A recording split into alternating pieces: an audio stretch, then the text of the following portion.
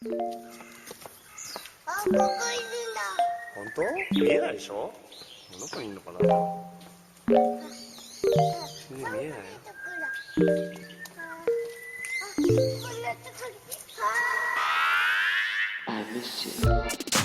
What's good, Internet? It is February 6, 2017. You are listening to Waypoint Radio. We are coming to you live from Lobby 1 in Vice HQ in Williamsburg, Brooklyn, New York.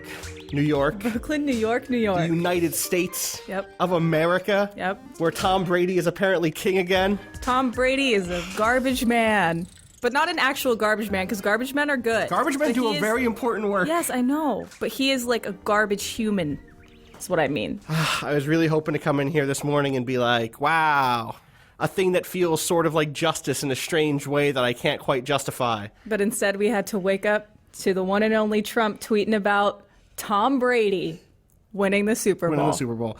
Anyway, I think that there's definitely, we could just jump into this conversation. I was going to try to like sneak this conversation in later, be like, our second topic, let's talk about the relevancy of games and sports in our lives. And no, fuck that. I want to talk about that right now. We can talk about Nioh and Fire Emblem Heroes in a minute. It is really frustrating to me that I found myself caught up in the metaphor of that game. It felt so close, right? I mean, it was scary apt at times. And that sucks in a I don't know, it doesn't suck. I don't know, we do this job where we write about video games. Simon Parkin just wrote a piece for The Guardian this morning about how the lowly life of the game critic, of just your fucking job is writing about video games. Have fun. Have fun facing the world and feeling like there's nothing you can do or say that will actually improve life for anyone in any measurable way, you cretin. And he's writing this as a game critic who feels that himself and struggles with that. And there are times when I find us grasping. I don't mean to demean it because I do it all the time. Or if I do mean to demean it, I demean myself in doing this. But when I say, some of my favorite pieces that we've run over the last few months have been things like the political relevancy of Metal Gear Solid 2 or the political relevancy of Dark Souls 2 or how does Game X reflect some political crisis or some issue and not always the ones that are super close. Not every game is Papers, Please, right? Which oh wow, yeah, immigration, refugees, yes, clean thing there. And similarly, when I look at the Super Bowl, that's two sets of very rich people fighting against each other. And I don't mean the players, I mean the owners, right? The thing that's in competition is millionaires. And yet, it's really hard not to see it and be like, I need to attribute some meaning to this that helps me work through my own shit. And I don't know what's going on there. Oh, see, when I was watching the Super Bowl, it felt like election night. Right, no, totally. So this is yes. It's all right, this is the upshot. Hillary Clinton's got a 99% chance of winning this thing. You're good. I'm packing my bags. I'm done. I'm not worried about this. And then the overtime felt like Ohio, and you're counting counties. Yep. You're like, oh no, this one's gonna come through. Mm-hmm. Oh, I see where the votes are coming from. We're fine. We didn't need Florida anyway. Just let them have that touchdown. The stakes were completely different this year. Completely different. So I guess for me, I'm just trying to unpack why it is that I can, at one hand, be like, this is stupid, this is just a football game, and also can't resist the urge to be like, I want the team that is that has the sort of vim and vigor of youth and black culture around it to rise up, as they say in Atlanta. Hashtag rise up. And go against this thing that is the status quo, that is co-signed by people like Trump and Richard Spencer.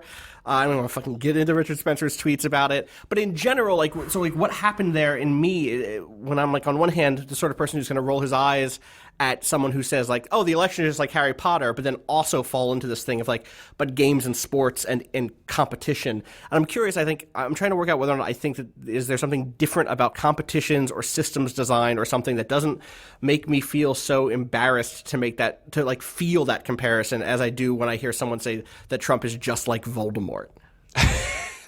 When I hear that happen, I'm like, oh, fucking please, real people are going to be impacted by this thing in a way that we can't be boiled down to which fucking house he was part of. Mm-hmm. But also then I want to I don't know if this is a human thing or if this is just like the way I happen to be built. I ended up seeing that Super Bowl and like coming away feeling defeated. And I don't give a fuck about the Falcons really, outside of like Joel. Shout out to Joel Fowler, Waypoints Publishers from Atlanta. Shout out the ATL. I understand, like he came from there. I have his back. I don't know that he's in today, which is fair. I don't think he is. Yeah, he's fair. Oh. Apparently, Tim saw him walking around, probably head slumped down. That Charlie Brown Christmas song playing, Vince Growaldi. Yeah, you're there. Yeah, I nailed it. I mean, I saw that. Did you see that fake halftime video that was like Amigos performance? It was like, this is everything that I wish I felt. Like I felt like crying when I saw that. I was like, damn, Atlanta, please, Atlanta for the culture. Yeah, for the culture. So yeah, there's probably something to be said about the fact that football is a violent sport. That if you want to use like these teams to like as analogs for sort of like political feelings, that you can get some sort of smug satisfaction out of the fact that someone like Tom Brady has been an avid, Donald Trump friend and supporter. And on one hand, you may be saying to yourself, football is bad, and you shouldn't cheer for people getting their bodies crushed. Concussions, yes. But also you're kind of like, fuck you, Tom Brady. Yeah, right. I mean, like, so I guess in the broader sense, though, do you find yourself going to games and sports and culture in general to make sense of the world or to ease your time there? Like, especially now, like, are you listening to music that helps you like chill, or are you listening to music that helps you engage with those ideas? I don't watch sports like at all, really, and this was one of the first Super Bowls I even took any interest in, and the whole time I was like, I'm staying off Twitter. I don't want to know what's going on with the game. And the moment the Falcons lost, I was like, damn, the Falcons lost. So sports has never really been a place like that for me, but music definitely. I like listen to like chilled out mixes. So it's like an escape right for you now. in that sense. Yeah, 100%. Like, I'm not going to. I've been listening to a really sad album for the last 2 weeks. I told you about it, Patrick. Stop talking about this album. I'm not going to talk about it here because it hasn't dropped yet. I just have to but you can pre-order it on Bandcamp. Yeah, you can pre-order it. It's super good. I don't want to. I've linked it on Twitter a couple of times. It's a Mount Erie album, and like it is the saddest thing I've heard in forever, and I can't stop listening to it, and I don't know if that's good or bad. Like, because on one hand, it felt really good to listen to something that is like really engaged with my brain space and like the feelings of grief, but at the same time, it's like I definitely respect someone who at this point would listen to something that's like, oh, this is just going to chill me the fuck out. I've definitely been in places though, and like not to get too dark, but like when I've had friends pass away or whatever else, where I listen to the saddest music I can find because it gets me crying, it gets me emotional, and then afterward I find myself feeling like more calm. That's good. I think the same thing is happening to me with games right now, in that like I have been playing some stuff that I really like, but then I put a lot of time into Fire Emblem Heroes over the weekend. And the thing that I was getting from that was that sort of moment-to-moment escape of just like, oh, it feels good to move a thing around and to have it react immediately. It's super digestible. It doesn't mean anything. I need to just pay attention to this thing for the next way too long. Until your energy runs out. No, because I have a bunch of stamina juice. There you go. I got all that stamina juice. I have like 6 more. I beat the game already. I'll just drink those juices for fun. Mm-hmm. One more point about the sports thing. I think part of the reason that this perhaps Super Bowl felt people looked at it as metaphor or used it as some sort of perhaps outlet as cathartic justice was because I think for a lot of people they feel powerless at this moment. Fair. And through the Super Bowl, if you want to look at protest or this, like, you knew Donald Trump was watching. Right. And so there was like, and you knew he had a team. He had a team, and you knew he had wanted. a rooting, vested interest emotionally in one team or the other. And so the idea that like these days you take your victories where you can get them, even if they're fucking petty. I think that's why a lot of people got emotionally invested in football as metaphor, because you knew, or at least you had a good chance of getting some snarky ass tweets from the president of the United States if that team lost or if there was like, something happened. And so you take your victories where you can get them, even if they're hollow and ultimately don't advance anything. And you wanted to like, okay, the Atlanta Falcons are going to go to the White House. Like, all right, cool, do it. Like, let's have that happen. Let's have this like young hip team roll through, and like that image is really good. And I guess I don't mean to demean people who do look to fiction or sports or music or anything else as a way of escape or a way of feeling like there's some amount of justice to be had there. But I think this actually, for me, ties into this impulse that I struggle with a lot. There's a really great tweet by Michael Lutz, who is a friend of mine, I guess, on the internet, who I'm going to like paraphrase it here because I don't remember word for word, but it's basically like, capitalism is good actually because my action figures are getting more and more diverse.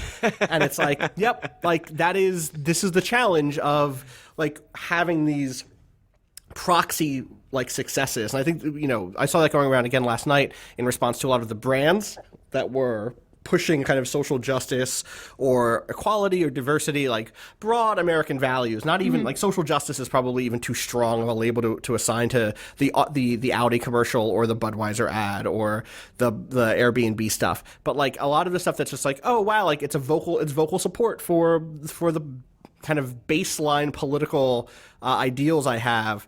But then do they follow it up with anything, right? And like, it's great to have a Black Panther movie coming out. Like, I hope it's good. But does that mean that it's going to be easier for Black folks to move into the comics industry? What steps is Marvel and are Disney making in terms of actual outreach into different neighborhoods and different cultures? Like stuff like that is that dilemma of like, what feels good versus like material effect is really tough because you want both, obviously. And I just try to catch myself from falling into the trap of seeing one and forgetting we need the other one too. Right. To their credit, I believe Airbnb actually followed up that ad by announcing that it was part of a couple of companies that is speaking out against, not just speaking out, but is taking action against the immigration ban. Yeah. So hey, if I can put your money where your mouth is, do some stuff if you're a big company, and I'll cut you some slack. I'll give you some credit for that for sure. Well, hey, I'll even, as much as I despise Patriots, you have someone like Martellus Bennett, who's the tight end, who already said he's just not going to go. Yep. So he's not going to go to the White House. So, little victories, small things. Yes. Small things. Shout outs to that. It is an incredible comeback. It's like a heartbreaking comeback, but like in terms of like pure play, like really strong. Yeah, it was. Yeah. Well, it made a Super Bowl that was otherwise not worth watching. Interesting the last couple of minutes. Totally. I mean, but I guess speaking of small victories, I had a big victory this morning. I found my son. You found your son. Oh my gosh. You found Donnel 1.0? I feel like Nintendo was listening. Like, what else? How else can you explain? So, Fire Emblem Heroes is what we're talking about. How did you find your son? So they have this in Fire Emblem Heroes, the new free-to-play gacha version of Fire Emblem that Nintendo put out last Friday. They have these thing called special maps, which are basically, I don't know if was this influenced by the voting they were doing. I wasn't paying attention to the voting. I don't know one way or the other, but there are these special maps that rotate, I think, daily. And if you win that map, and I think there are usually conditions for it. Like I think this current one is that you can't lose anyone. Right. Before you defeat everyone on the map, you get a special character. So it's like, let's say you aren't getting the character you really want, like say your son who has been gone for a long time and you'd really like him to come home. And so you built a robot and set your consciousness into another dimension and named him Donnel 2.0 so you could go and find him. This is a deep lore. I didn't know about this. And then that didn't work out, but then the special map came along and then you found your son. And I did. So I have the normal version, not the 2-star Donnel, but my character's you have a 1-star Donnel. Look, he's 5 stars in my heart. Oh, that's cute. My heart makes up the other 4 stars. Yeah. Austin. This would make a great anime.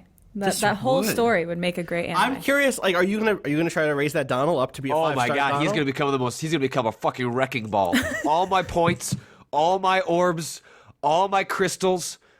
Screw everyone else in this game. It is all about Donnel. Do you know what I would love? I would love if you raised your Donnel up all the way to like 4-star. Rise up, Donnel. And then you're like, I have some extra orbs. I'll pull a character, and then you got a 5-star Donnel for free. You know what that would mean? That I've got twins. Double Donnels. So I ain't complaining about any of that. And then you can merge those two together, and I'll get like a 10-star. That's not possible. You could feed one Donnel to another Donnel. Oh, you could, yeah. That's the way this works. When you do that, what happens to the old Donnel? You don't want to know. Just viscera. It's just... it's the tin pot just falls to the ground and like clink clink clink and stops. And Donnel's gone. It. Yeah, that's it. He's gone. He's been eaten. That's great. He comes with his own pot to cook him in. Yeah. To feed to your better Donnel. I'm just saying. Don't say that about my son. Listen, you love your son. Sometimes you have to feed one son to another son to make the better son. You gotta survive. You gotta survive. I beat that game on normal this weekend. Does it ever get if you spend any amount of time, like let's say it's called toilet time, is when I would grind in the game and just kind of like play in the training sections. If you do any amount of that, the first 4 chapters have just been a fucking breeze. So the game never actually puts up a fight. Really? The last like 2 fights, there was a fight in the in the 9th chapter that was actually like, oh wow, like you fucking beat me. It's the first time I lost a fight maybe ever in the main story. It does the thing that Mario Run does, which is it has a hard mode. And then it has a lunatic mode, quote unquote, which is like just higher levels. I don't know if the AI gets better in those. Where I have had interesting fights has been in the arena, which is where you're paired off against other player teams. I do know that it's because those are other real like characters who are ranked like 4-star or 5-star. Those fights end up being really tough and rewarding because you end up having to make the tactical decisions that I actually like a lot in Fire Emblem, and they're still bite-sized. Like I can do an arena match that's actually like really like pushes me to come up with a good strategy in 3 or 4 minutes, whereas in a real Fire Emblem game that would take me 30 minutes to go through what I would consider a hard fight, or longer. So I actually really enjoyed my time with it, but I do think at the end of the day, the thing that I liked the most about it, I think it boils down. I don't know. I think you and I, Patrick, are on a similar page with Mario Run, even though I didn't play it. Like I saw it, I was like, okay, they're doing something with this that is about reducing Mario down to an elemental thing and keeping that one element strong. Right. And I think they're basically doing that with Fire Emblem too, which means it's not an alternative to going to play a full Fire Emblem game. But it does give you that little bit of like spark in your brain of like, aha, got you, motherfucker. Like you came in at my axe guy, but you didn't know I had a Pegasus Knight with a spear like 2 blocks away, and I swing that person over, and now you're fucking dead. Like that feeling is good to have, and is it's weird though. I have to play this game fundamentally different than I play other Fire Emblem games. For one, the last couple of Fire Emblem games have given you the option to turn permadeath on or off, which is obviously the concept that if a character dies in battle, they're gone forever. And that just doesn't exist even as a concept in Fire Emblem Heroes. They've just gotten rid of it entirely, which makes sense. Like, yes. There's 2 ways there are challenge. I think on the harder difficulties, it's either the harder difficulties or some other thing where you can get into fights where losing a single character ends the match and you lose. Right, but you don't actually lose the ability to keep fighting. Right. Like they're still in your roster. You like, can they don't actually also kill a character by boiling him in the pot that's on his head and feeding him to his brother. Or you can send characters home, which is a way to get one of the currencies. So I'll be doing a lot of that. So the lack of that, and then so I would play Fire Emblem with permadeath turned on, but then would be one of those save scummers who is not looking for the perfect fight, but that I refuse to allow anyone to die. Yeah. So if someone dies in battle in like a 3DS Fire Emblem, I then reload the match and do it again. And I don't consider it cheating necessarily because I still have to win strategically to keep everyone alive. I just want to keep my whole team alive. That's just kind of just the strategy or the way I like playing the game. And it's different to play this one because I don't have any fear of losing my team. So I play a little riskier than I normally do. I'm usually like a lot more conservative in Fire Emblem, whereas this one I can be a little more inventive because I'm just not going to lose as much. I'm not going to lose as much. B, my roster isn't going to disappear if I make a mistake. And so I'm enjoying this version of Fire Emblem because I'm playing it differently than I normally do. Are you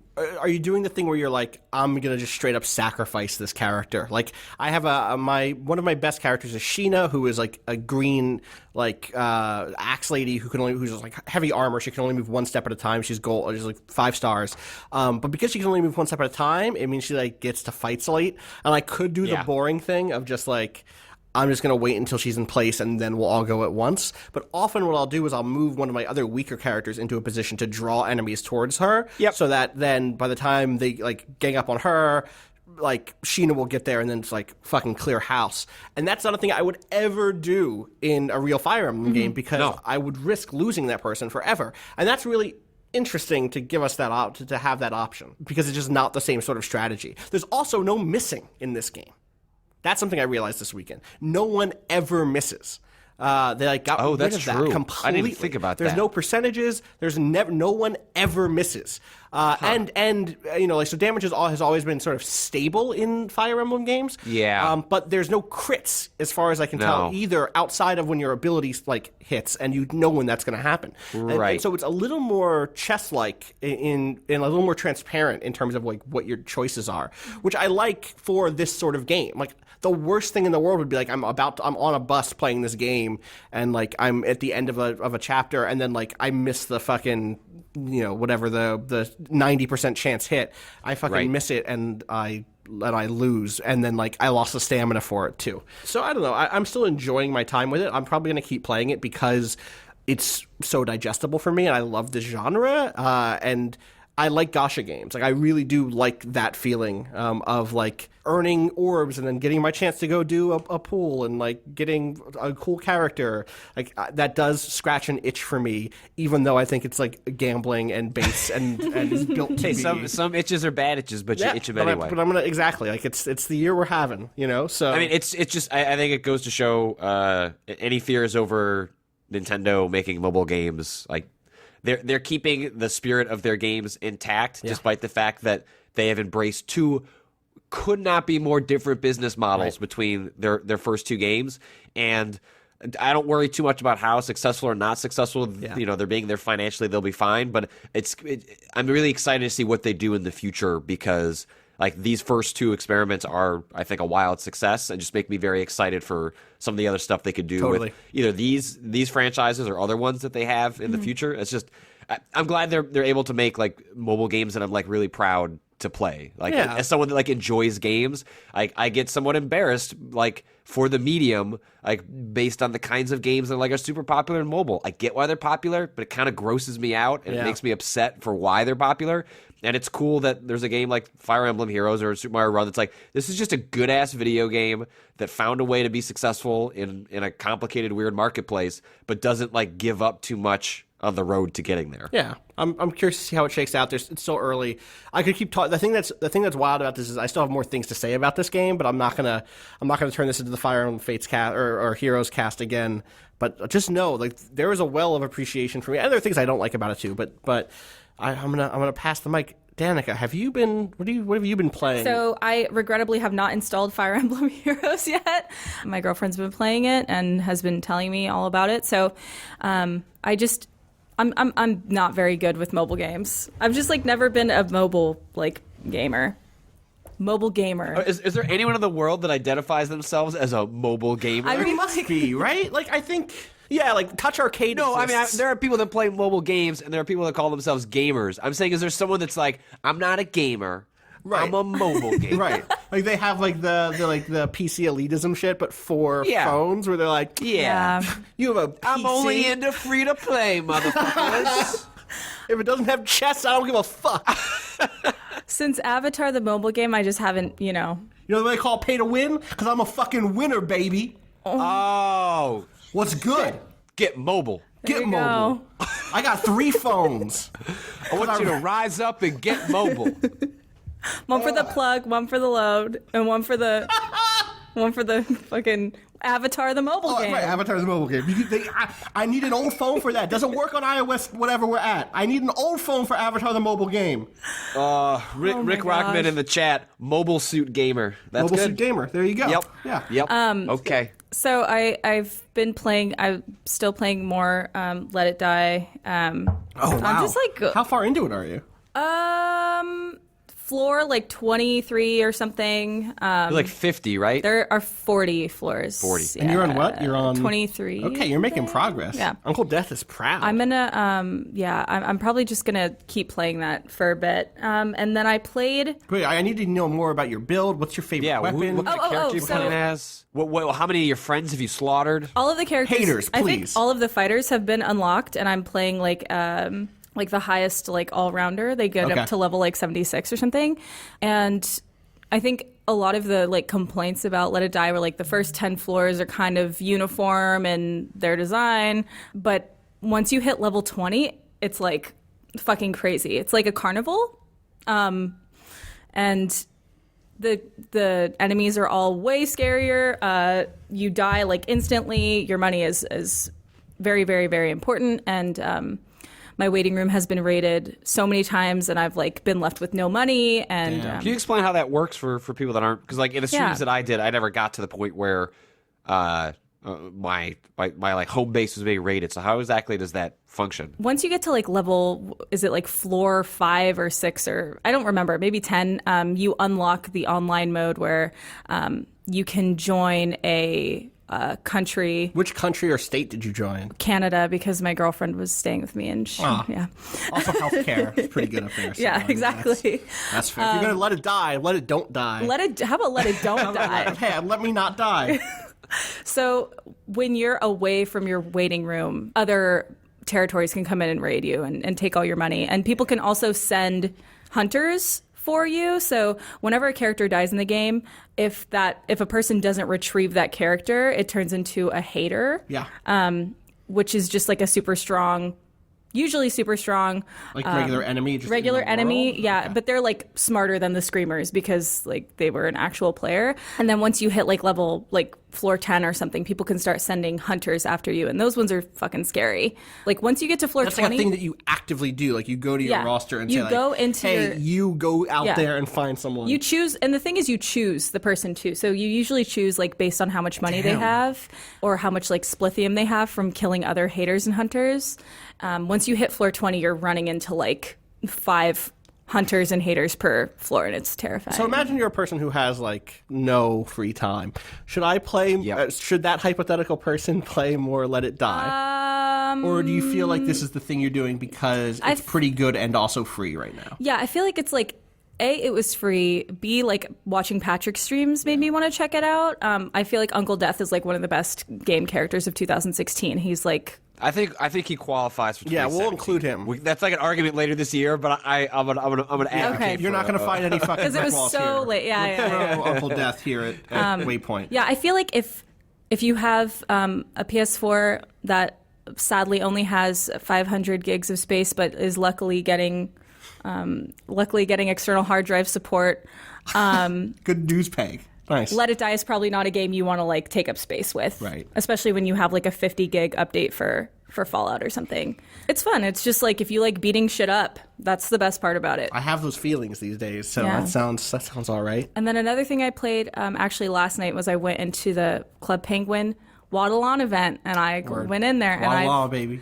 I played spy drills and Rise up. I hung out with some people. Yeah, I was doing that. I took. We should explain what's going on with Club Penguin. Yeah, what you wrote a story. I did. Danika wrote a story. I wrote my for us. first piece on Waypoint about Club Penguin closing down. So they announced that they are going to discontinue the existing Club Penguin, which has been around since 2006, 2005, October of 2005. It's like one of the longest running MMOs, but it's like very simple and it's targeted for young Yeah. people, Right. Yeah. like kids, yeah. right? Yeah, Like you can't like cuss in there or anything. You know, you But go. it also has had its like ironic Yeah. appeal, or maybe not ironic appeal. I think a lot of people played it when they were very young and have like a deep Yes. nostalgia for their I time do in Club also Penguin. believe that like Habbo Hotel or something, it's also attracted from time to time like Yeah. trolls. Oh, yeah, and tons of teens, trolls. You know, I the two played Ts. Habbo Hotel also. My cousin was like one of the hot Habbo Hotel girls when we were teenagers. Damn. Like She pretended to date people from Habbo. Like, it just... Is Instagram the new hotel? Yes. Okay. I'm going to go ahead and say yes. Okay. Anyway, so Club Penguin's being discontinued for, like, this new Club Penguin Island, which sucks because, like, you don't Penguins lose your can't live on penguin. islands, first of all. I know. You don't lose your penguin, but you have to, like, sign up for Disney's, like, interactive, like, thing, and you have to sign up. They want your email. Yeah, they want your email. Marvel? Well, yeah, Star Wars? Yeah. Mickey Mouse? Pixar? Now Ghibli? they got the penguins, too. Studio Ghibli? Wait, did Ghibli... Is Disney bought Ghibli at some point? Like, I missed that shit? God and they damn. redubbed, like, Totoro and Castle in the Sky and now they used, got like, Club James Penguin. Vanderbeek for, like, an 8-year-old boy. James Vanderbeek was the name of my Club Penguin account. Oh. B-E-A-K. Like a beak. Are you lying? No. You're being serious? Yeah, oh. My penguin, I lost my old penguin. My new penguin's name is She Gwyn Me with 2 N's. Yeah. Anyway, it was fun. I'm very sad that it's closing down. It's been around for a long time. I hopped in there when I was a teenager. I was like 16 when it came out. Yeah. Yeah. I'm sorry that you're losing this important part of your all right. adolescence. Hey, at least they're doing a sort of a shutdown Yeah. event. Like Yeah. Ashford's call didn't even get that. It just Ashford's know. call. It just said you've been disconnected from the server. Get fucked. Related, we have a piece coming up tomorrow about another game that where the servers got shut down and still breaks my heart, which is Chrome Hounds. So look forward to that. There's a Chrome Hounds retrospective hitting waypoint.vice.com tomorrow with some really good art as done by Aura Hack, Erica. So look forward to that. Yay. And we put up a piece, very sad piece today that everyone should read. Speaking of death. Patrick's really going in there with the heartbreaking shit. There's So a story up on the site right now that's about a 26-year-old man who sadly passed away earlier this year, but he had a heart condition since he was an infant, and it had made his life really hard. Shouldn't have made it as far as he did, but he kind of fell in love with video games over the years because his heart condition made it very difficult to participate in athletics, to do even just basic moving around was difficult for him. But him and his brother bonded over video games, and the Zelda series in particular was one of his favorites. And as his condition got worse over the last 12 months or so, he always kind of used these landmarks of Breath of the Wild as a way to kind of motivate him. Like, hey, maybe I can play it at PAX. Like, hey, maybe I can make it to the game's release date. So he had a chance to go see and play the game early at Nintendo, and so I kind of tell the story about sort of just his growing up, what it was like being him, the difficulties he faced, and what it was like for his mother and his brother to say goodbye. So it's a sad story, but also I think one that, when we were talking about earlier about like what is it like to be like writing about video games when it feels like what's the point? It's like I point to stories like that. It's like that's the point. I was telling some developers that because I had mentioned on Facebook my personal one that I was working on a story like this while I was still writing it, and like a couple of developers reached out and they were like, we try to remind our teams like sometimes you're making games for these people. Like these people don't have anything else, and remember that. There's a section here where you're kind of explaining that the thing that happens with him is that he doesn't have enough oxygen in his body to behave the way his body is supposed to behave. And there's a quote from his mother who says, like, as a young child, he would end up spending his energy and getting fussy because his body just couldn't manage. He would go out in the backyard and not be able to get back inside because he was tired. And then you add, over the years, various surgeries would help, but Gabe was never going to be an athlete. For a while, he did manage to play baseball, though. What he could do was play video games. It was an opportunity for him to explore the world in ways that would never be possible for him. Saving the world is cool, but for Gabe, just being able to run across an open field was a fantasy. And I was like, fuck. Just like, oh yeah, kill this. but I mean, like, speaks to the thing that you're saying, which is that like there are ways in which we, sitting here at this table in this like, admittedly half finished, but studio being built for us to record podcasts in Williamsburg, Brooklyn, where I know like I can walk 2 blocks to go get like really good tacos. Like when I say games are escapist for me, I mean something different than what it meant for Gabe, or different than what I meant when I was like, living on welfare checks as a little kid, or living in like a women's shelter, right? Like that stuff. There are people for which, and this is a lot of people, games are an escape in this other way, or a power fantasy that doesn't just mean the sort of like I kick down the door, Ghost Recon Wildlands style and kill all of these brown people. Like there is this other degree of empowerment, which is what you were getting at also with regard to sports, Patrick. Like there is something more fundamental that having agency and being able to see a world that you don't have access to, that's real. And I don't ever want to like talk down to that. Even when I'm also critiquing shitty power fantasies. So the story gets to that in a way that I think is really important and heartbreaking, and like you said, speaks to like why we want to cover the stuff we do. So nice work on that. Thank you. Also, speaking of, this is a bad transition. Patrick, you've also been playing Nioh. I'm not going to do that fucking transition. It's a bad one. How's Nioh treating you? So I played not as much as I wanted to this morning, but I did. This happens with any of the Souls games or games of that ilk. Like, you kind of got to get over this hump where you feel like you can internalize enough of the systems that you can start enjoying it, as opposed to just feeling overwhelmed at what's happening. And I haven't quite reached that point in Nioh because it just has so much. So I'm starting to notice some of the things that are very different about it. So for one, when you finish the first sort of mission, the Souls games, they're largely like a big world that's connected. And, in Dark Souls 2, it's kind of a spoke nature as opposed to sort of an organic map like Dark Souls 1 or Bloodborne or Dark Souls 3 to an extent. You finish the first mission in Nioh, and it opens up to an overworld map. And you're like, pick the next main mission or a sub mission. You can go to a blacksmith, and you can upgrade your equipment. So it's not a hub world, but it's like a hub world by way of menu in a sense? Yeah. Like, you don't have to, it is discrete levels in this game. And then it's a loot game. Now, in the Souls games, yes, you do get lots of weapons and armor, but it's not, I think the differentiator in a loot game is that in loot games, you are switching out your gear all the time because you're constantly kind of churning through things. And also that there is a rarity to the equipment that you're finding. And that exists in this game where you have uncommon, rare, exotic, that's cool. Weapons, armor, so that it's that stacked on top of a very Souls-like combat experience that makes for something pretty interesting, because it's like one of the first submission I came across had me going back to the first mission I was in backwards. So I was starting from the exit and going back to the entrance, and it was mostly just an excuse to go through the level a different way, but also to get a certain kind of loot. So like, let's say you're trying to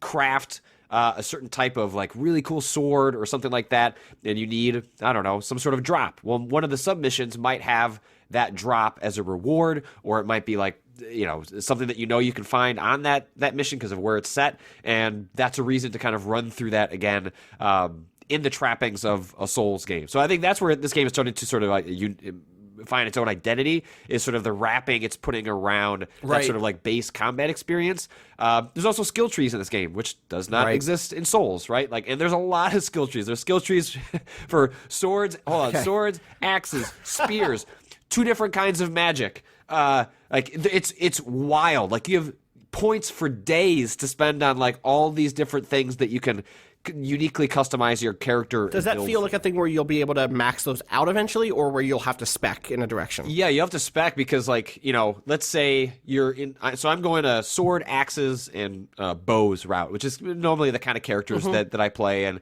especially because I'm unfamiliar with a lot of the mechanics, I feel more relaxed with, like, I know how to play this character, so that I feel like I can focus on what's interesting about it instead of like struggling with how to use a whip, which I'm just not familiar with in games like this. But so, for example, not only are there skill trees for each of the different weapon types and all sorts of other things, then there are branches of that skill tree that are specific to stances. So like a high stance, the medium stance, the low stance.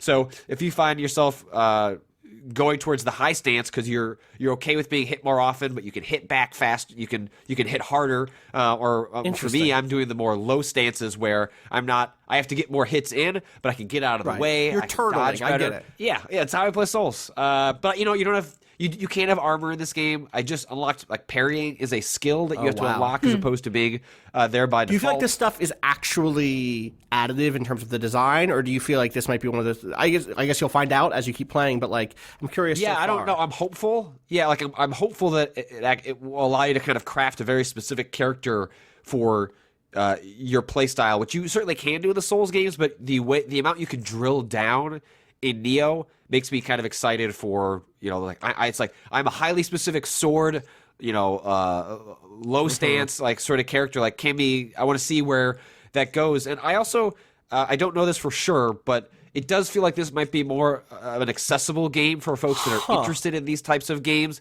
but have had trouble getting, like, just the loot stuff. It's like you can grind very easily in this game. Like, there's just things you can do that I think can make the experience a little more palatable. I don't know that for a fact because I have no way of knowing what it's like to not have played a Souls game and had found, I've internalized too much of that to take that perspective. Listen, and also apparently the main character is based on a real white dude who wound up in Japan as a samurai. Okay. All right. No, I think we're in America. Wait, is he American? I think we're in America. Well, he's English, right? And I think you land in America. I can't remember. Wait, that game takes place in America? I can't remember. There's samurai in that game, Patrick. Like a lot of them. Yeah. Maybe I'm misremembering the map. Either way, it's based on a real dude. Okay. I guess. The thing I want to say is Squiddy J in the chat notes that you left out Kusarigama as a weapon type. Maybe you haven't gotten it yet. That's the sickle with the chain. Oh yeah, I can't do that. I can't do that. It's all right. It's too advanced. I'm gonna fuck with that though when I get this game. So please do. Yeah, it seems interesting. I think the fear I had that we talked about on Friday was like, what's going to be this game's identity other than just it's a Souls game with samurai aesthetic, and I'm so far starting to see how they're building that case. I just need to get further to see how that actually forms a structure, and if that continues to be. I'm scared that the developer for this game or the design director said this game is 70 hours. That scares the shit out of me. Time. I hope that's not true. Please don't be true. Please. Who has time? Who has 70 hours? No. Related to other things coming out soon, I played some Tom Clancy's Ghost Recon Wildlands. In fact, I'm gonna pivot over to the question bucket because we got a question about it that will help me frame some of what I want to talk about here real quick. This comes in from Connor in Edmonton, Alberta, Canada. Connor says, on last Friday's podcast, you talked about Tom Clancy's Ghost Recon Wildlands, Cocaine Mountain, a game that had escaped my notice until then, and I couldn't help but think that I had heard a similar story before. After racking my brain, I realized that it shared a premise with another Tom Clancy work, the 1989 novel Clear and Present Danger.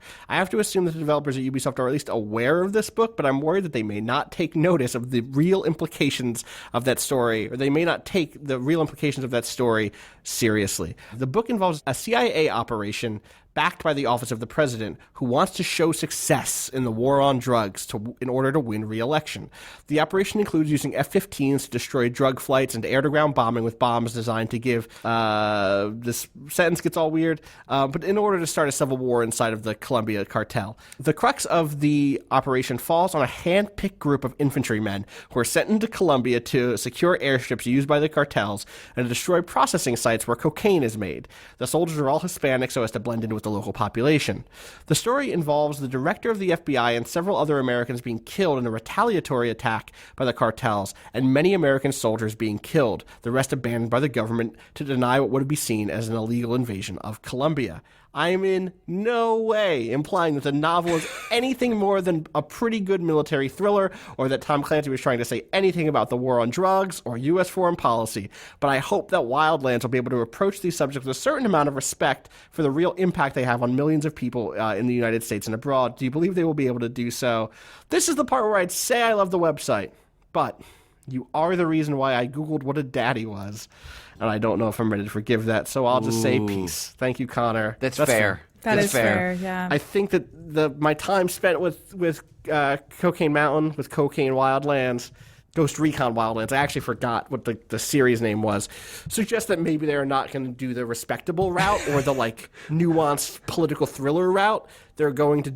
I'm shocked. The thing that they're doing is actually still a surprise for me, though. Okay. So that demo takes place in one of the game's 21 districts. It's a pretty big map. It takes place in Bolivia. And each district is, like I mentioned on Friday's podcast, broken out into or connected to a specific underboss or an underboss who controls some aspect of the cocaine operation. The district in the demo, which I played through and streamed over on twitch.tv/waypoint, where you could be watching this live right now, that district is not operated by, but the targets there are a couple who are deeply in love, who met serving in, I think, a refugee hospital, and who are now torturers for the Santa Blanca cartel. Because they're using their anatomy skill to hurt people. Now that's romance. That's romance. And the whole framing around them feels like CSI Cyber or something. I mean like low quality CSI, like the worst episode of CSI you'd ever seen, or some other procedural where it's just like the rise and fall of like, oh, this couple met each other. Oh, it's really cute and goofy. And like they play it for laughs. And then it's like the twist of like, but actually they hurt people. And there's lots of like fake social media stuff in the cinematic. And that was also then used at the end of the demo, the beta. There's like another thing there at the end that's like the next target is like the son of one of the criminals who is like too soft and goes easy on people, and then he gets yelled at by the cartel, and now he's mean and hurts people. And it's like this, if that's the arc I'm going to see again and again with that like that shitty treatment, it's like you're trying to humanize the villains literally just so that you can then swing it around and be like, but they're really fucking evil. Here's why it's okay to put a bullet exactly. in the skull. And like whatever, like I knew it would be like I knew that it would be weird and kind of moralizing in places, and I'm happier with it going this route of like goofball TV like procedural than if it was like nameless bad guys I was shooting who had no personality and that they couldn't build anything around. But also, it's like none of the jokes landed, really. And the joy of that game is going to be the thing that you can imagine it is, which is like when you and a friend are goofing off, or when you and a friend execute on a really good plan, right? Like Joel and I had a moment where we were going into, I think, recover I did interrogate a guy inside of a base, very Fallout style, like get into this heavily fortified place. And it's really fun to come in from different perspectives and mark targets and do the countdown of like, all right, we're going to snipe these two guys on mark. Ready? 3, 2, 1, mark. And you both pull the trigger and you see the guys drop. It's like, oh, wow, that was really cool and fun. Or like when things fall apart, or when one guy says, I'm going to get in a helicopter, and, you know, doesn't go as well as you might think because maybe neither of us like the helicopter controls very much. Or we had this one moment of just like we're in a 3-story building, and we're like, our backs are to the wall. There's boats to get out. And so we either have to decide to go to the boats or the helicopter. It's a big helicopter. Let's get the helicopter. All right, I'm going to mortar the enemies between us and the helicopter. Like, we do have this, like, crazy gunfight. Like, push away. Oh, no, the gate is locked. Okay, I'm going to steal a car and ram through the gate, run up, kill a couple guys. And you get to the helicopter, and, like, one of the mortars landed on the helicopter and blew it up. Shit. And, like, well, all right, let's go get the boat. And we run back to the boat, and, like, you try to take the boat out. And then, of course, because we're playing the beta, the part of the river is blocked off from, you can't go across it, otherwise you die. And so we go across, and it's like countdown from 14, 13, 12. I'm like, Joel, go backwards. And he spins it around, he gets back at like the one count where, made it, all right, spin the boat around, go the other way, and like, zzz, and then like, oh, this just goes up to a sewer grate. He's crashed into the sewer grate, the police surround us, and then just gun us down. And it's like, that was a fun, like, 7 minutes of my life. So I'm not going to like knock it for that stuff. Like, that stuff is working almost like a cooperative battlefield in a sense of like the nonsense you get up to. It really reminds me of the Mercenaries series. So if you're looking for like very like thoughtless, mindless fun, then like go for it. But also it's a really busy season, so I don't know that I'm gonna go all out and like. It's fun for streams. It's very fun for streams. It's extra fun for streams because you can shit talk it while playing. Because like Joel and I can both roll our eyes at the bad dialogue or whatever. The characters you play are not Hispanic, as in Clear and Present Danger. They are in fact, or at least I don't know. You can make your own character. So I made a brown dude who was just like wearing like Timbs and jeans and like. A button up. He was ready to work. But they still sound super like Middle America, and they say like "Hola, amigo," and it's like, are you a bad? Exactly. A lot of bad dudes over here that I got a mortar. Hey, a question. Joel was mentioning in the chat something about his and her AKs. Yeah, so we killed those. We killed those the torturers, and they had his and her AKs. Was the reward for that? One of them was like obviously pink with like a huge drum barrel magazine, and they had like a scope and some other stuff. It's gonna be that game, and like I think the more it leans into being that game, the more fun people will end up having, even if it's like like, I don't know, I watched 2 seasons of CSI Cyber, and I think it's a terrible show. But, like, I had a lot of fun with my friends. Wait, you did? Bow Wow's in that show. Bow Wow and James why? and James Van Der. Bow Wow's in that show. Because I wanted to see if it got better or worse. It got worse. It's hate watching. People do that. Yeah, It's it a got real worse, thing. but not in the right I mean, way. I look, no judge. I'm getting ready to watch the Prison Break coming back. Well, so pal. you know, like Right, I'm not, you know, the I'm show just, I'm most. I'm only curious of your motives, not that you Okay, did. the real There's no the real judging reason from this is guy. I wanted more bad computer shit in my life because they took away Almost Human, Good. which was good. Bad computer shit. Almost Human was a cyberpunk show with Michael Ealy and that other dude. What's his name? He's in a bunch of shit. I don't know. What's that show on CBS right now? That's Wait, is there- You would also think is really bad. there- It's all about technology. The other Almost Human. Is it Scorpio or? Is that what it's Yeah. called? I watched one scene from that, and that Yeah. scene was bad. And I've watched shows like that do this shit that are like not that bad. I think what's that show that's just Watch Dogs? Person of Interest. That show is actually like kind of good, and so I stopped watching. I heard that it got like really good or 2 or 3 seasons in, but I just couldn't get past the first season, and so I never got to the good part. Apparently, Yeah, Person of Interest is the first 2 seasons are a little slow, but then like, oh yeah, it gets pretty good. And the moment it got good, I like left it behind because I'm in a place in my life where like the stuff that I think is legit good, I have a hard time. Yeah. I'm not in the right headspace for it when I get home. Yeah. It's like 11 o'clock and I'm like eating dinner and like, I need bad thing. Give me bad thing. I need. You need like mindless entertainment. Which is bad. I need to get back to a place. gotta watch Blacklist with James Spader. I did, but I actually stopped watching that. Look at you. I stopped watching that actually when I thought it got actually bad. I stopped watching that at the end of the first season. I was like, James Spader, you're good, but I can't fuck with this show anymore. The first season's really good, so I don't know. Okay, sure, I believe you. But your definition of good is like really mixed in right here. I'm not going. I think that first season, I think, bad, is good, legitimately bad. strong. I think that it has some strong performances. Okay. And I think that it balances the like week-to-week procedure or the week-to-week like overall arc with just procedural cases, which fits into that sweet spot of something that I can watch without being like active, like super active, engaged, Yeah. but also is not like bad. It's not like bad. So, and then I think by the end of it, it got really convoluted to the end of the first season, and I jumped ship. Anyway, That's been our Blacklist season 1 podcast. I love to hear about like Austin's like the stuff Austin does at home, and that just like awesome life. life of Hop Austin. on Skype with a bud and watch bad TV. That's my life right now. So one more question, and we'll bounce. Hi to all at Waypoint. This comes in from Brian. Hello. Brian O'Brien. I'm going to use your full name because Wow, you got nice. a dope name. Brian O'Brien says, hi to all at Waypoint. Thanks again for the wonderful podcast. It's become a highlight of each week since the team's rapport is so strong and the insights you bring are personal and authentic. I appreciate it. My insights on the Blacklist are both personal and authentic. I had a structural/operational question since I'm setting up a small business myself. From all the Twitter screen capping, thank you, Danika, I see that you largely use Slack for internal communications. Not true. But how do you track each article as it develops and edit each task on the team needed? Does Austin hold it all on his head, or do each of you, Patrick, Danielle, and Austin, each manage a roster of freelancers with input from the other two? And finally, is there any task managing/organization software that you can't work without? Thanks again for so much, Waypoint. Looking forward to your response. Brian in Galway, Ireland. Discord. So we Discord. use Discord actually instead of Slack because we are gamers. But Slack is in a lot of ways better than Discord. Slack is better than Discord right now.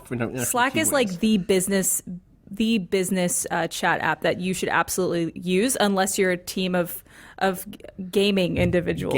gamers. Yeah. I want you guys to gamers. see what I'm playing when I'm on Steam, you know? So the reason we ended up using Discord was because when we first formed the chat, Slack had not yet rolled out voice software stuff. Yeah, So we do yeah. all of our meetings through Discord very And now easily. they have voice and video. Slack right? does. Yeah. Yes, they have. So Yeah, and video's coming to Yeah, Discord, yeah, yeah. so like they'll be in relative exactly. parity. The pretty thing I soon. really want Discord to get is screen sharing, and once it has that, and Which they I are want to have getting. screen sharing and audio sharing. Sorry, the thing I really want them to Yeah, look into yeah. is audio sharing, because right now that's a thing we can do. I know how to do that with like Voice Meter, which is like a virtual audio cable / software mixer solution. But it would be really great. Someone has been for years going to crack the thing of like, I want to play I want to watch Patrick play Nioh, and I want to hear him play Nioh, and not just see the screen share video.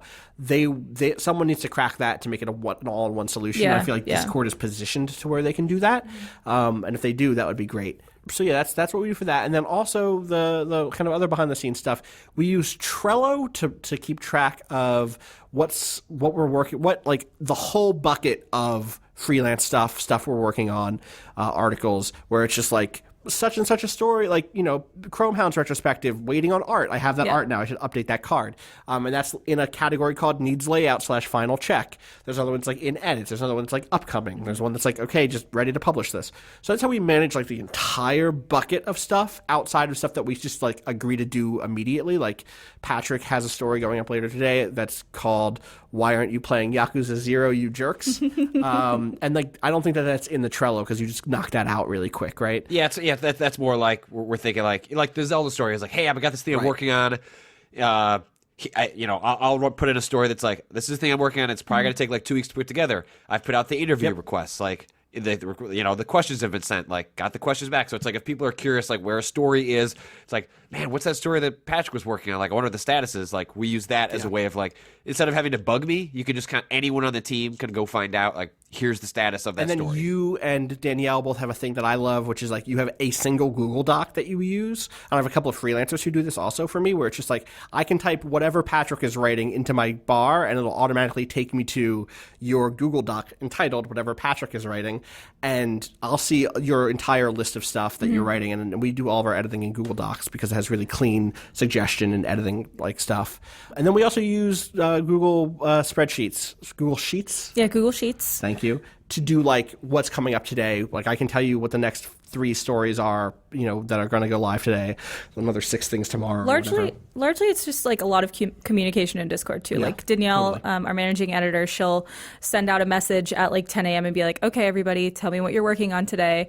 Everyone tells her what they're working on. She sends out an email. So we have everything like in writing and we keep track of stuff in there. Right. And then in terms of like managing freelancers as individuals, and I say this because I think this is a difficult thing for anybody who has to use freelancers or external, contractors or anything like that. Right now, we all kind of just we have a specific sub Discord channel in which we talk about pitches when there's something that we're like, oh, we think this is cool, but we're not. I want some impact or some input, or like, oh, what do you think of this thing? Do you think there's room for this? Do you think there's a news thing we could find for this? Have any of you worked with this person before? And we all are just kind of pulling from a big pool of pitches. Like again, I have another 80 pitches or something to look at right now that haven't been looked at all. And we all just kind of go through them and pick the ones that we think are good. And we're all pulling from the same budget. But soon, as we continue to grow, I think I'm going to switch to that other system that this emailer wrote about, which is like, I will have writers who work with me. Danielle will have her writers. We'll all obviously pitch in and edit stuff. It's not like no one else is allowed to publish something from this person or edit that person's stuff. But as a team grows, you do end up needing to really delegate specific responsibility in that way. So as someone who's starting a business, Brian, I definitely think about your team size. If you have a small team, you're going to need a lot of flexibility.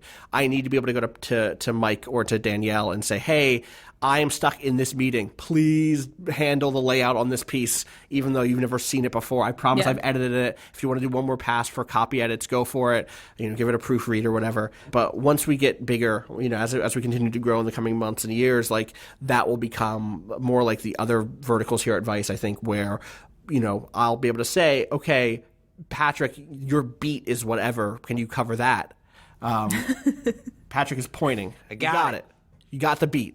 Or I'll be able to say, like, Danika, what's popping on socials? Can you do a social post about a thing? Yeah. That's what I say all the time. What's popping? Popping. So yeah, that's the way we run it here. It's pretty straightforward, honestly, and it works for us. But as always, I'm trying to figure out how to make it even more functional and even cleaner. as always, wish I was in less meetings because we need to have hands on things. Like it's amazing how I think we do incredible work here, but it's amazing how like even one gear missing can like throw things for a loop, and you have to be really thoughtful about that. And it's not just me that like when someone's on vacation for a week, it can be like, oh fuck, I wish Mike was around because he's just like going to be able to turn stuff out really quickly, or like I'll be able to wake up and have 3 pieces edited because Mike is in the UK, and that helps a lot because it means like, okay, that stuff is edited, I just have to give it a final check and lay it out, or Danielle will. So really think about your team size and what your goals and stuff are. And make sure you're always using like apps that are also on mobile, because like Google Drive, Google Sheets, Google Docs, all those are on mobile. We can edit stuff on mobile.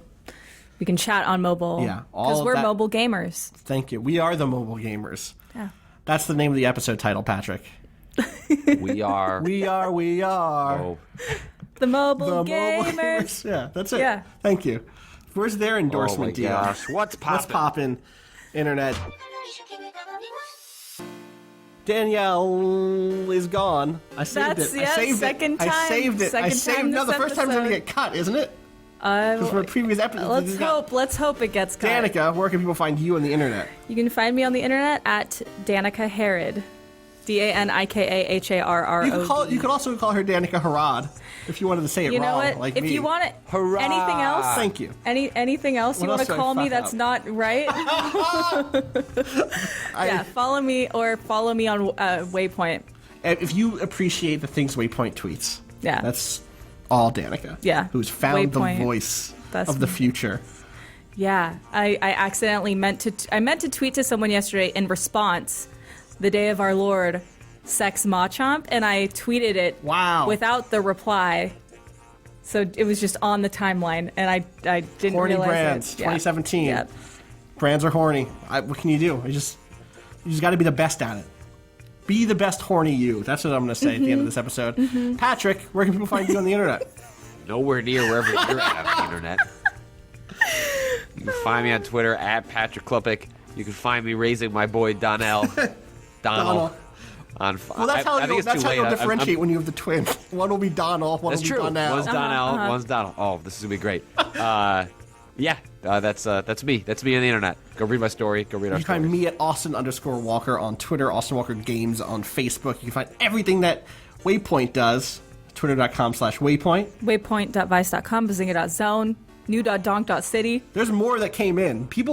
I didn't know this, but people keep buying us things and then not telling me. It's very nice. I feel like we're receiving the greatest gifts. I feel like of all time. I feel like somebody bought us Austin.Walker.games or something ridiculous. There's a lot going on the internet right now. You can also find us on YouTube, youtube.com/WaypointVice. Going up today, actually, is the Horizon They're all Zero up. Dawn. Are I they all up just right now? gotta tweet them out. The Horizon Zero Dawn stream that Danielle and I did last week. And then going up, hopefully soon, it will also be that stream that Joel and I did of the Wildlands.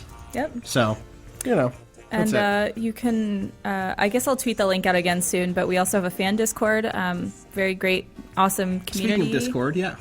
That you guys can join. I made a tweet about it, but I will make another one. So. And we're thinking about forums right now. So if you have any thoughts about that, Yeah. I would love to hear those. Forums, like what do you want out of a Waypoint community that's not just a chat community? Yeah. What do you want? I would just love to hear that input in general. Yeah, what are you looking for when you're like, I want to interact with Waypoint and the people who like Waypoint? I would love to hear some more of that. So you can write us that information to gaming@vice.com. It's also where you can write us questions. If you use the subject question, I'll know that it's a question. Yeah. So there you go. That's how you get in the bucket. That's how Austin knows. That's how I know. Knows. Shout outs to Bowen for letting us use the song Miss You off the EP Pale Machine. You can find out more info at waypoint.zone/BOEN. Patrick is melting. That's going to do it for us this week. I'll catch you next week. I'll catch you Friday. That'll be a better day than today because the Patriots won't just have won. Fuck the Patriots. Peace.